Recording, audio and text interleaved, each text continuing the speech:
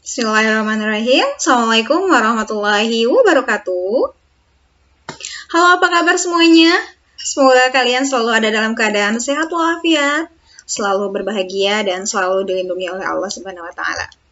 Selamat datang kembali dalam perkuliahan Ilmu Gizi pertemuan ke-7. Dan insya Allah di pertemuan hari ini kita akan membahas tentang bagaimana cara menentukan IMT atau indeks massa tubuh dan juga menaksir kebutuhan kalori personal. Ya, nanti ke depannya ini akan menjadi acuan kalian untuk melaksanakan kegiatan praktikum berkaitan dengan ilmu gizi. Baik, kalau begitu saya akan memulai untuk pembahasan tentang penghitungan IMT dan juga kebutuhan kalori personal. Saya harapkan semuanya bisa menyimak pemaparan yang akan saya berikan dari awal sampai dengan akhir ya. Oke. Nah, berkaitan dengan IMT dan juga kebutuhan kalori personal, sebetulnya minggu lalu ini sudah dibahas juga, tapi saya kembali review lagi. Jadi untuk kategori indeks massa tubuh atau body mass index, biasanya disingkatnya bisa IMT atau BMI ya, tergantung kalian mau pakai yang mana. Misalkan kalau saya istilahkan BMI, jadi BMI ini sebetulnya adalah cara yang nantinya bisa digunakan untuk mengukur kenormalan berat badan seseorang. Gitu ya, berdasarkan tinggi tubuhnya. Nanti ada kategorinya, mungkin berat badannya itu kategorinya normal atau bisa juga overweight atau misalkan kurus gitu ya, atau bisa juga obesitas. Nah, untuk acuan rumusnya untuk menghitung BMI itu kita harus cari tahu dulu berat badan seseorang dan juga tinggi badannya. Nah, nanti berat badannya itu acuannya atau satuannya harus kilogram, sementara untuk tinggi badan itu dalam satuan meter, tapi nanti dikuadratkan.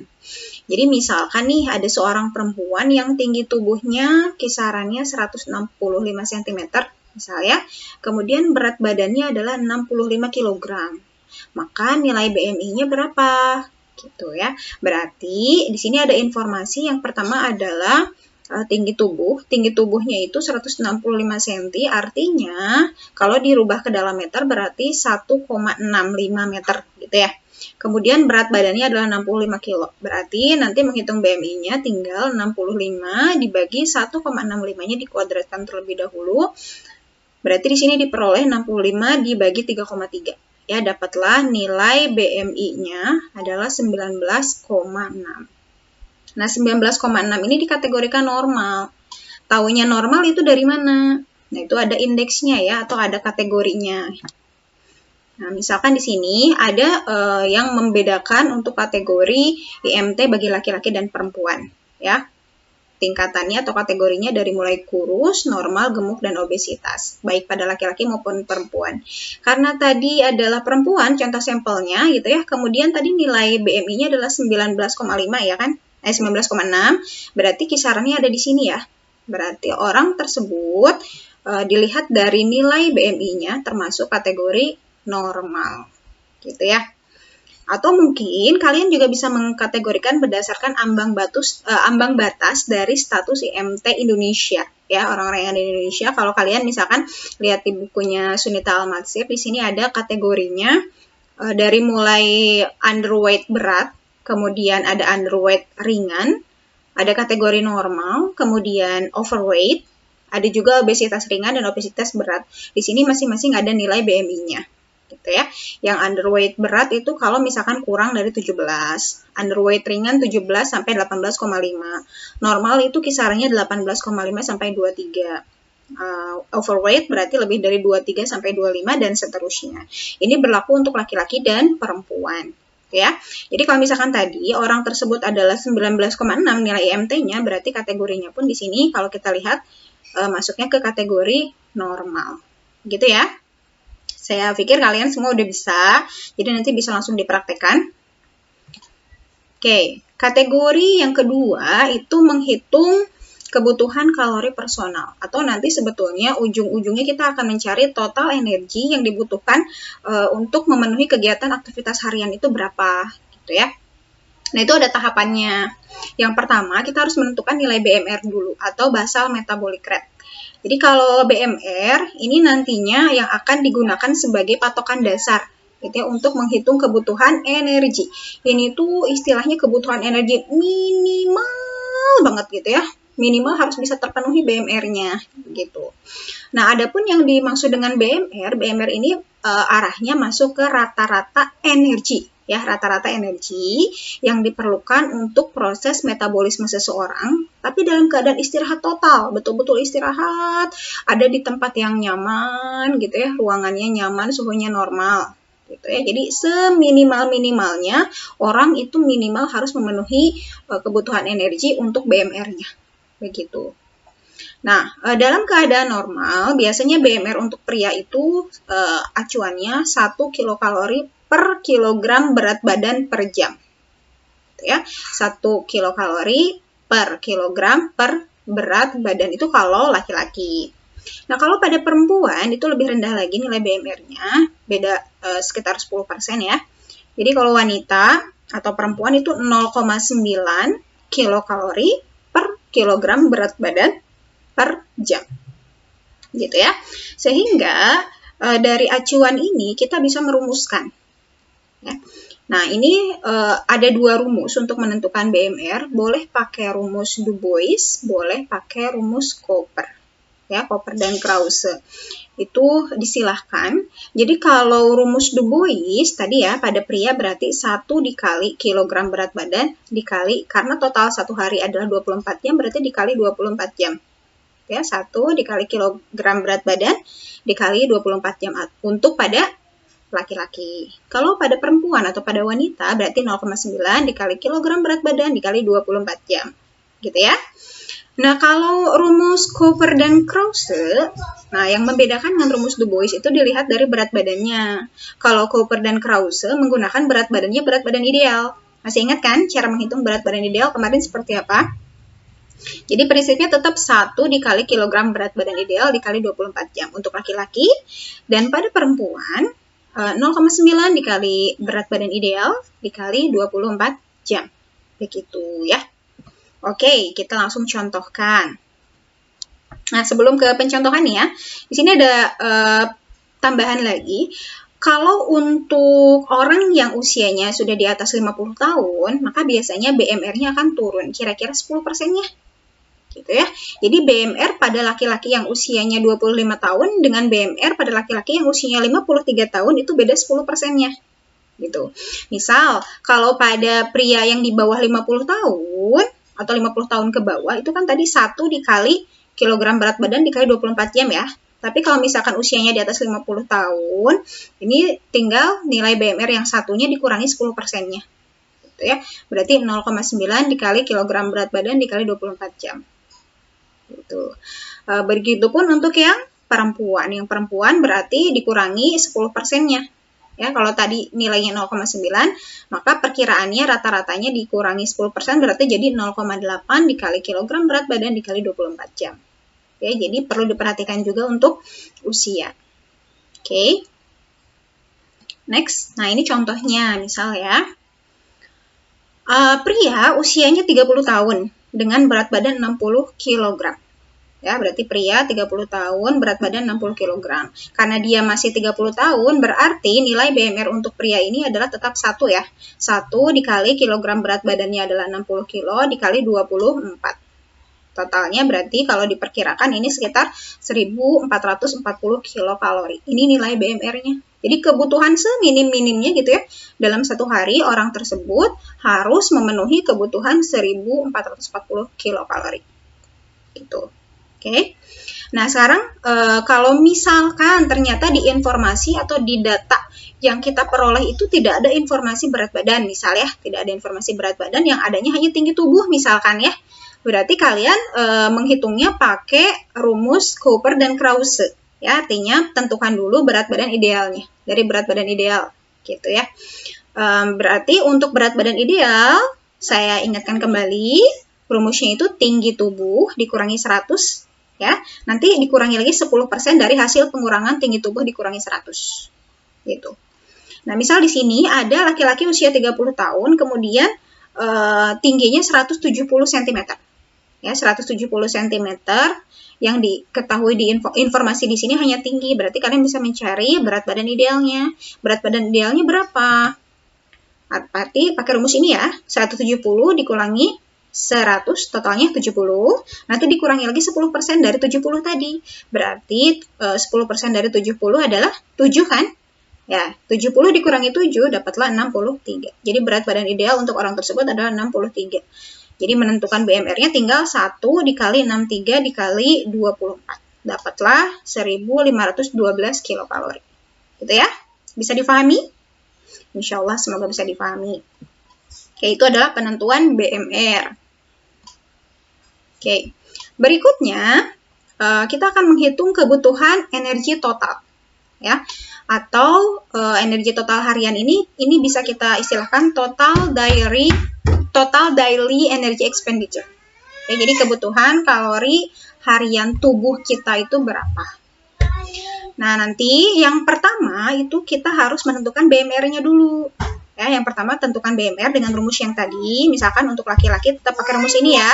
Perempuan berarti pakai rumus yang ini. Oke.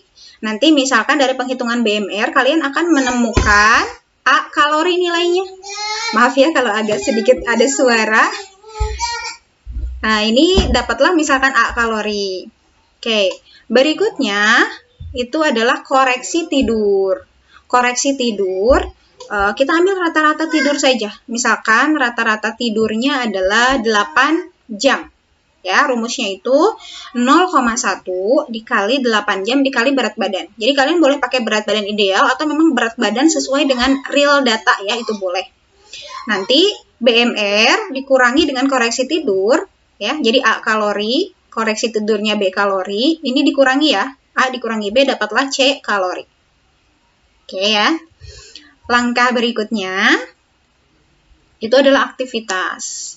Nah, aktivitas ini tergantung tingkatannya. Apakah ringan, apakah sedang, berat, gitu ya. Nanti ada kategorinya. Jadi ada sekian persen tergantung ya, tergantung kategori aktivitasnya. Nanti kita lihat. Nanti dikali dengan BMR atau dikali dengan A kalori. Ya, ini untuk kategori aktivitas. Nanti dapatlah aktivitas misalkan D kalori. Gitu ya. Nah, C kalori tadi ditambah D kalori dapatlah misalkan E, nilai E ya, nilai E kalori.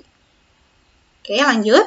Berikutnya yang diperhitungkan adalah SDA atau Specific Dynamic Action.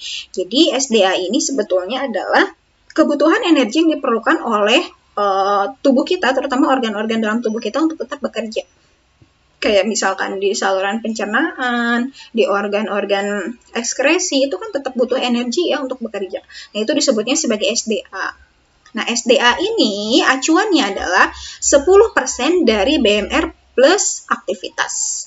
Berarti sederhananya 10% dari E kalori.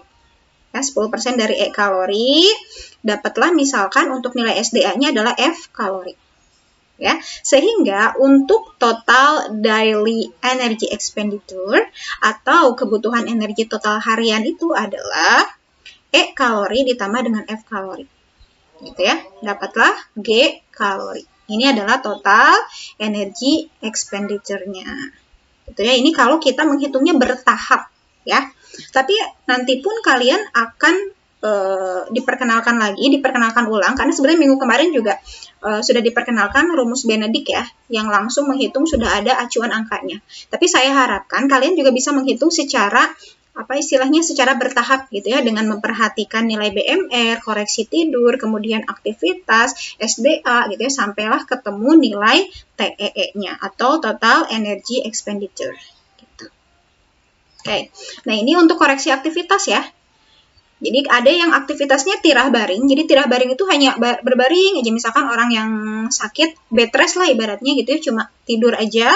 Itu kategorinya 10% dari BMR. Ya, nambah 10% dari BMR. Nah, untuk aktivitas yang ringan itu acuannya kisaran 30% dari BMR, yang sedang 50%, yang tinggi sekali gitu ya, itu bisa sampai 100% dari BMR. Jadi kalian itu prediksikan saja, perkirakan saja sesuai dengan aktivitas yang biasa kalian lakukan. Ya, kalau misalkan aktivitasnya hanya olahraga ringan, kuliah, atau misalkan ya kerja yang ringan-ringan, berarti ya nanti yang nambah hanya 30% dari BMR. Gitu ya. Diprediksikan saja atau diperkirakan. Oke, misal kita contohkan langsung, berapa sih total daily energy expenditure-nya dari seorang laki-laki yang usianya 38 tahun, aktivitasnya sedang, gitu ya, dan punya berat badan 63 kg. Oke, aktivitasnya sedang, ya. Berarti kalau kita lihat persentasenya itu sedang 50% dari BMR. Oke, kita lihat penghitungannya. Berat badannya 63 ya. Nah, ini dia.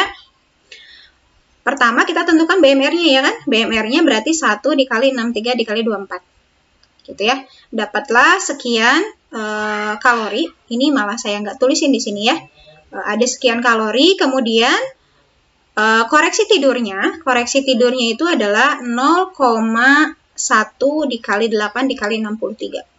Ya. Koreksi tidur ini akan mengurangi nilai BMR. Jadi nilai BMR 1 dikali 63 dikali 24 itu lebih tinggi dari 1461. Ya, kalian hitung sendiri saja, dikurangi koreksi tidur, ini nanti dapatlah nilai kalorinya 1461,55 kilokalori. Gitu ya. Oke, kemudian ini tadi dikurang ya. Selanjutnya aktivitas. Kalau aktivitas itu akan meningkatkan kebutuhan kalori. Kalau tidur itu mengurangi, kalau aktivitas itu akan meningkatkan. Misalkan tadi aktivitasnya sedang, berarti 50% dari si BMR tadi. Ya, 50% dari BMR-nya dapatlah 2217. Ini maaf agak kepotong. Jadi kalian bisa hitung sekali lagi untuk meng-cross-check.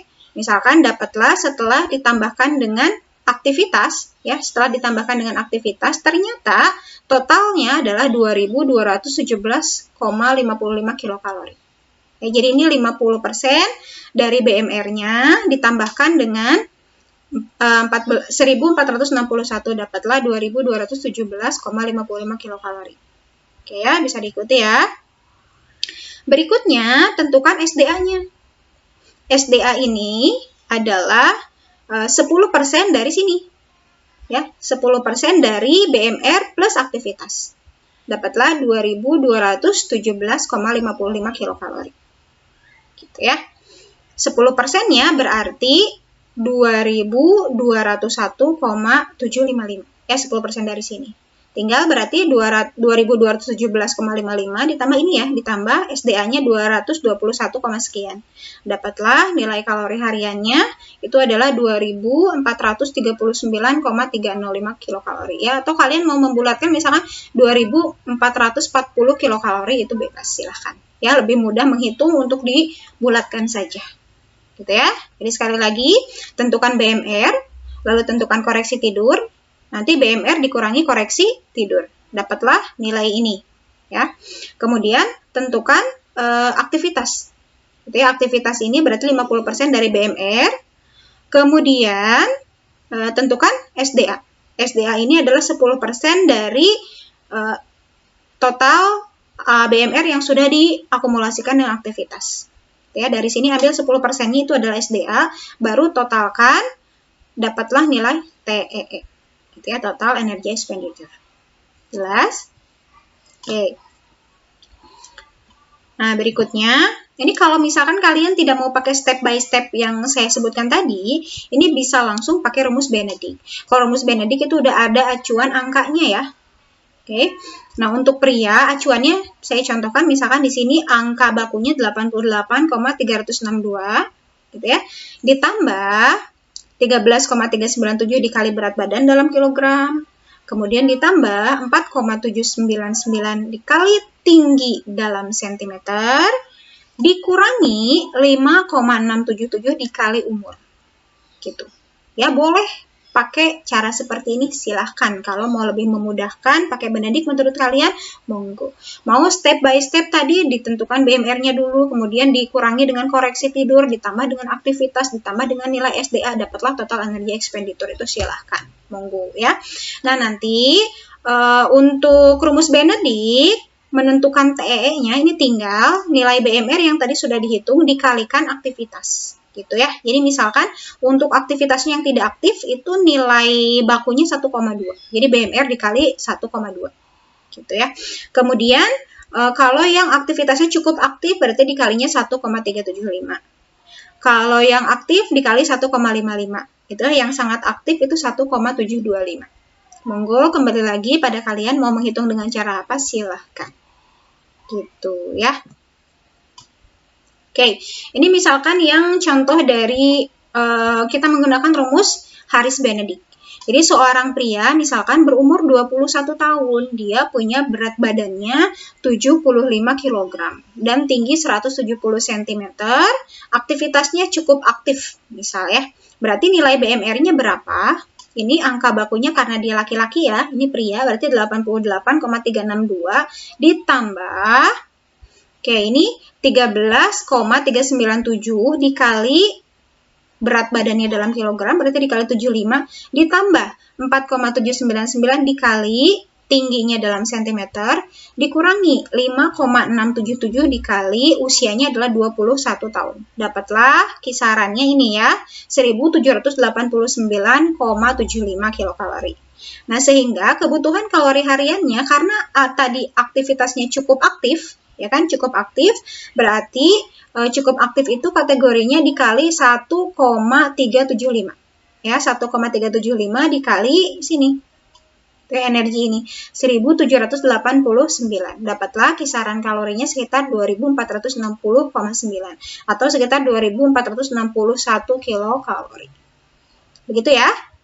Ya, kalau misalkan ini mau dibulatkan, anggap gitu ya, biar deket-deket angkanya bulat 2500 ya udah silahkan. Ya, 2461 dibulatkan atau didekatkan dengan angka 2500 itu silahkan. Ya. Ini kan hanya perkiraan yang dibutuhkan oleh tubuh orang yang usianya 21 tahun dengan tinggi 170 cm dan 75 kg. Gitu ya. Nah, setelah nanti kalian tahu kebutuhan energinya atau TEE harian kalian, nanti bisa disesuaikan menu hariannya sesuai dengan sumber makanannya itu. Kalau dari karbo, lemak, protein itu berapa sih takarannya gitu ya. Saya ingatkan kembali di pertemuan awal saya sudah sebutkan bahwa kebutuhan karbohidrat itu kisarannya 60-70%.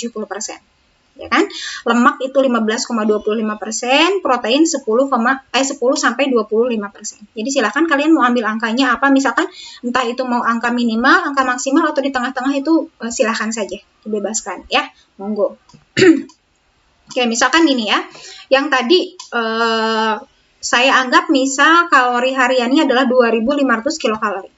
Ya, dapatlah orang sudah dihitung nih nilai TEE-nya dapat 2500 kilokalori. Maka berikutnya kalian bisa menaksir kebutuhan karbo, lemak, dan protein. Ya, misal karbohidratnya saya ambil 65%-nya. 65% dari 2500 itu adalah 1625 kilokalori. Ya. Lalu karena ini masih satuannya kilokalori, kita rubah ke dalam bentuk gram. Caranya gimana? Dengan membaginya jadi 4. Kenapa? Karena 1 gram karbohidrat itu setara dengan 4 kilokalori. Karena kita mau merubah menjadi gram berarti dibagi 4. Ya. Jadi dapatlah 406,25 gram. Begitu. Begitupun lemak. Lemak misalkan saya ambil 20%-nya. 20% dikali 2500, kisarannya 500 kilokalori dibagi 9. Kenapa dibagi 9? Karena 1 gram lemak setara dengan 9 kilokalori. Ya, dapat misalkan angkanya 55,55 gram.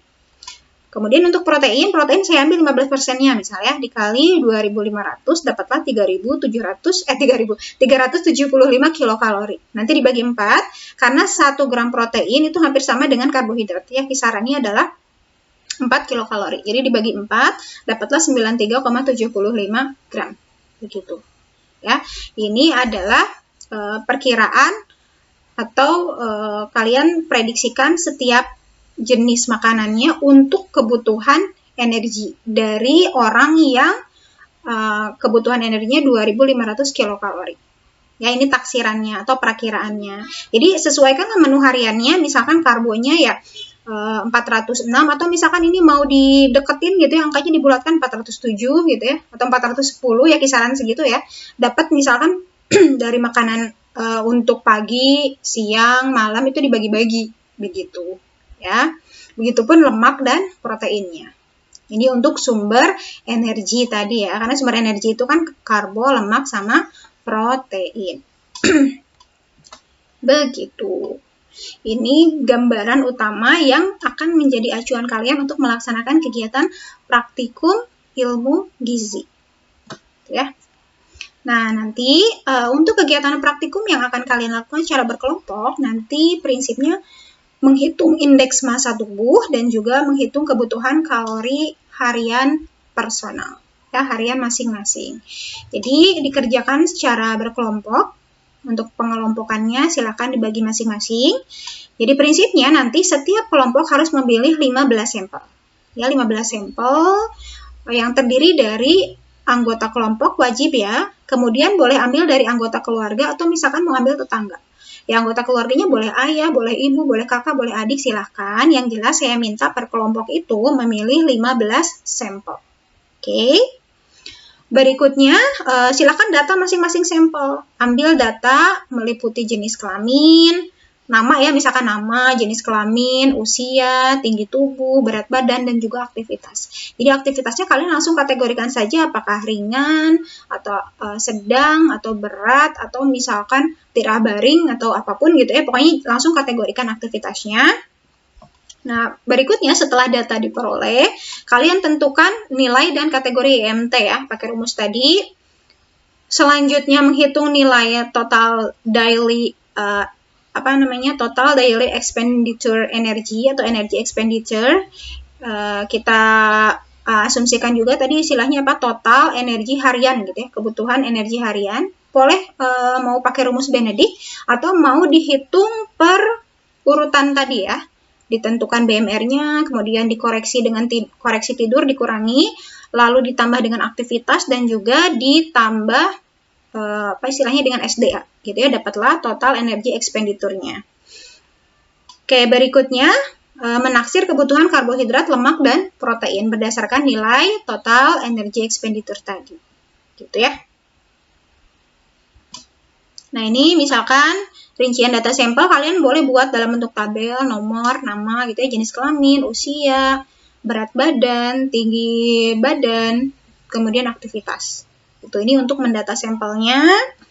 Lalu misalkan untuk menghitung IMT, kalian lebih mudah mungkin bisa dibuat tabel kalau sudah diketahui namanya, kemudian jenis kelamin, berat badan, tinggi badan.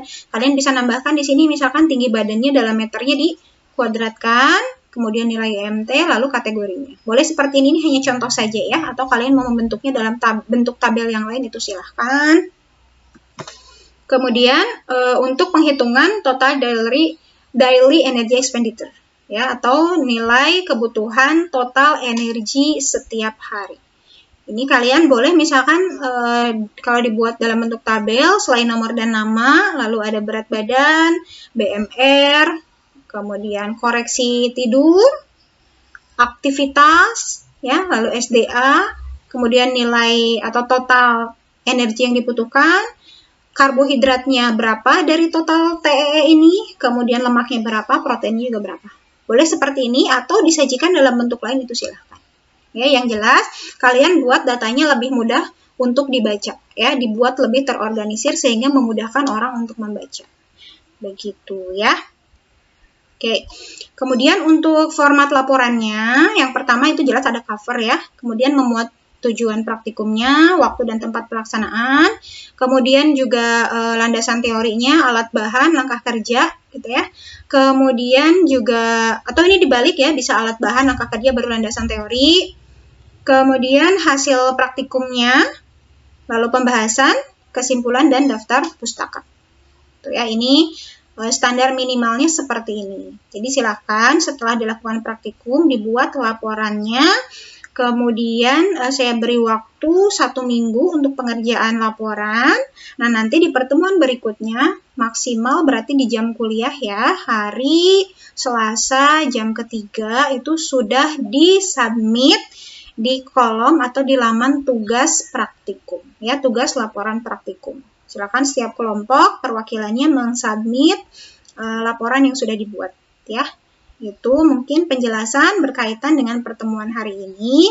Selamat melaksanakan kegiatan praktikumnya, dan kalau misalkan ada yang mau ditanyakan, bisa langsung ditanyakan di grup. Mohon maaf untuk kekurangan dalam pemaparan, kalau misalkan ada yang kurang dipahami langsung ditanya saja ya. Tadi mungkin saya juga agak belepotan dan ada suara-suara sedikit berisik gitu ya, saya mohon maaf. Semoga apa yang saya sampaikan bisa bermanfaat dan juga bisa difahami. Saya akhiri. Assalamualaikum warahmatullahi wabarakatuh.